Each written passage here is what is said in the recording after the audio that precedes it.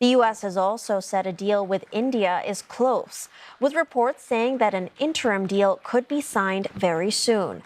Washington and New Delhi have been pushing to finalize a deal, but disagreements over dairy and agriculture still remain unresolved. Indian officials familiar with the matter say that New Delhi has made its best offer and that the fate of the deal rests in the hands of Mr. Trump. India's Commerce Minister said earlier that the trade negotiations were guided by, quote, national interest, and that it won't be tied to any deadline.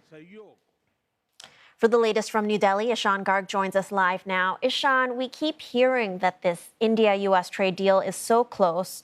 What do we know so far? What's holding it up?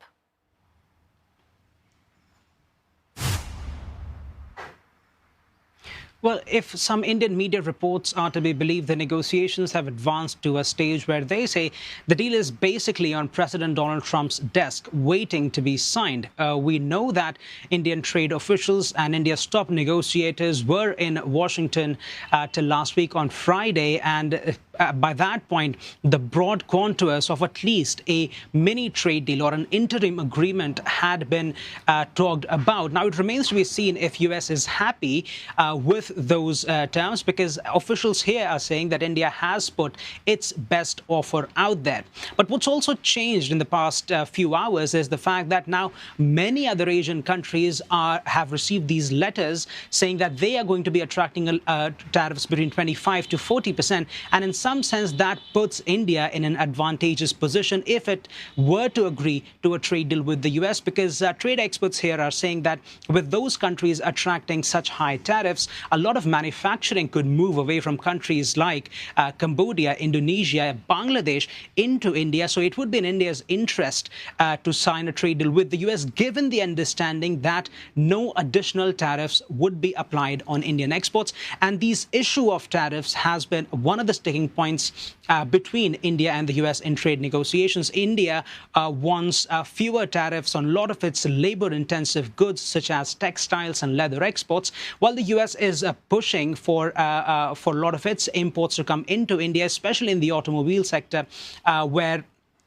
U.S. wants their companies, the American companies, to play a much larger role. But the bigger sticking point, of course, remains the agricultural sector and the dairy sector. And these are the areas where the Indian government reportedly has said that it's not going to budge. As you said, India's not budging on agriculture and dairy. So then realistically, what can we expect from this deal?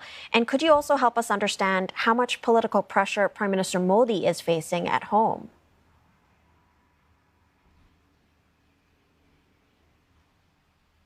Well, the understanding right now seems to be that this mini trade deal that is in the works, and we are unclear what the timelines of this are. It could be that the deal will be finalized later on in this month, but the understanding seems to be that it will focus a lot on other imports and exports, which exclude dairy and the agricultural sector, because these are two industries which are very crucial for the Indian economy.